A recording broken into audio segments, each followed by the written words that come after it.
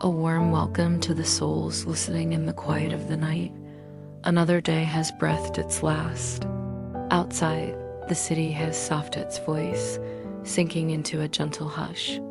All that remains is the warm, lonely glow from a few late-night windows and perhaps the steady, rhythmic drumming of rain on the rooftop. The night is always a magical time. It is quiet enough for us to hear our own hearts, and deep enough for us to hold the thoughts we've carried with us through the day. I am your companion on this nightly journey. Thank you for tuning in, for choosing this space to share the final moments of the day. Tonight, we will not speak of grand, complicated matters, nor will we debate what is right or wrong. Instead, we will whisper about something deeply familiar, a current that flows through every family, especially in a country of such constant motion and diverse cultures as the United States, the space between generations. No, do not immediately think of conflict. Think of it, instead, as two rivers flowing side by side. One river is that of the parents, carrying the rich silt of memory, of experiences polished and shaped by time. The other river belongs to the children, the younger generation, pulsing with the vibrant energy of the present and the powerful dreams of the future. These two rivers, at times, they merge, creating gentle, lapping waves. But at other bends, they seem to drift apart, each carving its own distinct path. The difference in thought between parents and children in America is much like this. It is not a wall that divides them, but rather a space. A space that asks to be filled, not with judgment, but with understanding, with love. Are you thinking of your parents right now? Or perhaps your own growing children? Whoever you are in this story tonight, let us simply relax and listen. Listen not to judge, but to feel. To feel the love that always, always lies beneath the surface of our differences. Now let's take a slow, deep breath together, dot, dot, and out. Feel your chest rise and then gently fall. Let the weight of the day begin to dissolve. Think back for a moment. Imagine your parents or grandparents when they were the age you are now. What were their dreams? What were their worries? What were the defining moments of their generation? For many of our parents in the US, their formative years might have been shaped by very different landscapes, perhaps the post-war era, the civil rights movement, the technological boom of the late 20th century. These experiences etched deep grooves into their perspectives, shaping their values and beliefs about the world, about work, about family, and about what truly matters. Now look at the world through your own eyes, or the eyes of the younger generation. The rapid pace of technological advancement, the interconnectedness of cultures through the internet, the evolving social norms and conversations around identity and justice. These are the currents that define your time.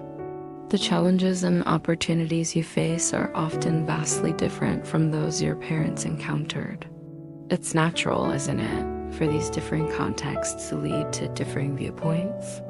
Our understanding of the world is so deeply rooted in the experiences that have shaped us. What was once a struggle for survival might now be seen as an ingrained habit. What was once a radical idea might now be considered common sense. These shifts are not a sign of disrespect or misunderstanding, but simply a reflection of the passage of time and the ever-turning wheel of societal progress. Imagine the stories your parents tell of their youth, the hardships they overcame, the sacrifices they made. These stories are their truths, their anchors. And now, imagine sharing your own experiences, the complexities of navigating a digital world, the pressures of a globalized economy, the weight of social and environmental concerns. These are your truths, your realities.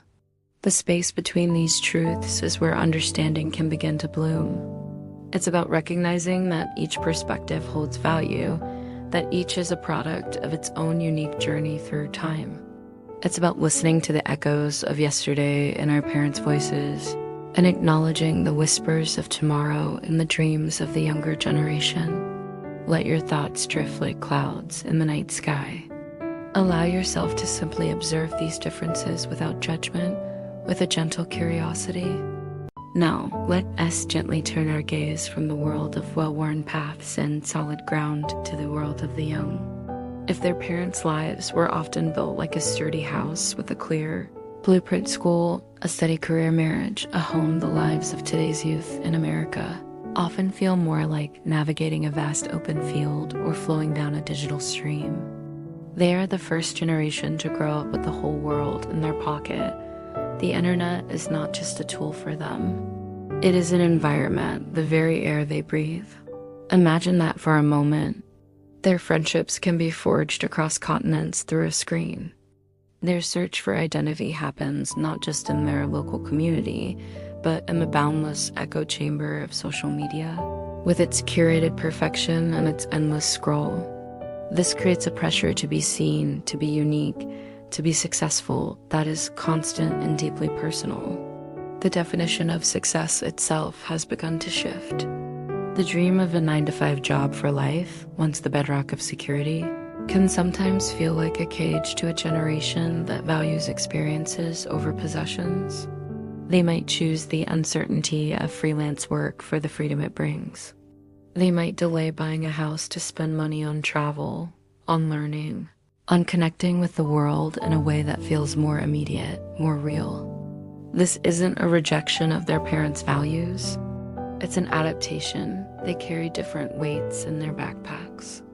The weight of student debt is heavier than ever before. The awareness of global issues, from climate change to social justice, is a constant hum in the background of their lives. And they speak a new language, a language of mental health, of setting boundaries, of seeking therapy, because they know that a successful life must also be a sustainable one for the soul. Their world is not better or worse. It is simply different. More fluid, more connected, more complex, and in many ways, more demanding. It is a world that asks for flexibility, for resilience, and for a constant reimagining of what it means to build a happy life. Feel the ground beneath you, a solid, comforting presence. Even as we talk of change, some things are constant. The need for rest, the need for peace. So we have these two distinct rivers. One flows from a landscape of memory and hard-won stability. The other flows through a digital world of infinite choice and fluid identity. It is only natural that where these two rivers run alongside each other, in the shared space of family, their waters sometimes mix and swirl. This is where we feel the gentle friction of difference. Think of the conversation about careers. From the parent's shore, they see a steady, secure job with a good company as a safe harbor. It's what they know. It's the formula that protected them from storms. Their desire for your stability is a love letter written in the language of security. When they express worry about your freelance art project or your startup dream, it is not a lack of faith in you. It is a profound fear of you facing the hardships they fought so hard to escape. It is their love, expressing itself as caution. But from the child's perspective, standing on their own bank, their soul may yearn for a different kind of harbor, one built of passion and purpose. They ask, what is the point of a safe harbor if my ship was built to explore the open sea? Their search for fulfillment is not an act of rebellion. It is a love letter to their own potential, an attempt to live a life that feels authentic to the world they inhabit. Or consider the simple act of communication. A parent might wonder why a heartfelt phone call has been replaced by a short, abbreviated text message. To them, your voice carries warmth, nuance, connection. The absence of it can feel like distance. Their desire to hear your voice is a desire to feel close to you. For the child, a text is not a lesser form of communication. It is simply a different one.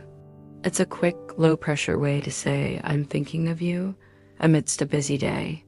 It's a small, glowing ember of connection offered continuously, rather than a single, scheduled fire. The intention to connect is the same. Only the language has changed. From money and success to love and lifestyle. So many of these differences are just two languages trying to express the same core feeling, the deep, unwavering desire for our loved ones to be happy, safe, and whole. The friction we feel is not the clashing of stones, but the beautiful, confusing, and powerful mixing of these two loving currents. Allow these thoughts to wash over you, ... Not as problems to be solved, but as dynamics to be understood, ... with kindness, with grace. So how do we navigate these beautiful, swirling waters without being pulled apart by misunderstanding? We don't build dams to stop the flow. We don't try to force one river into the other's path. We build a bridge. The foundation of this bridge isn't made of arguments or evidence or trying to prove who's right. It is built from something far more resilient, empathy, and it is built slowly, stone by stone, with small acts of intentional kindness.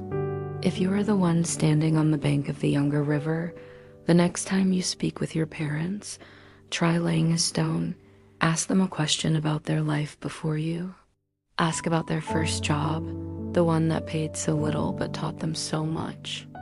Ask them what music they listened to when they were falling in love. Ask what their biggest dream was when they were your age. When you listen to their stories, you are not just hearing about the past. You are holding the map that shows how they arrived here. It is a small gift of your time that says, your journey matters to me. And if you are the one on the parent's shore, watching your child navigate a world that seems so foreign, try laying a stone yourself. Ask your child to show you the song they have on repeat, not so you can judge it, but so you can feel what they feel. Ask them to explain the meme that made them laugh, to show you their favorite creator online. You don't have to understand it all. The goal is not to become an expert in their world. The goal is to show that you care about their world, simply because they are in it. It is a gesture that says, I want to see through your eyes, even just for a moment.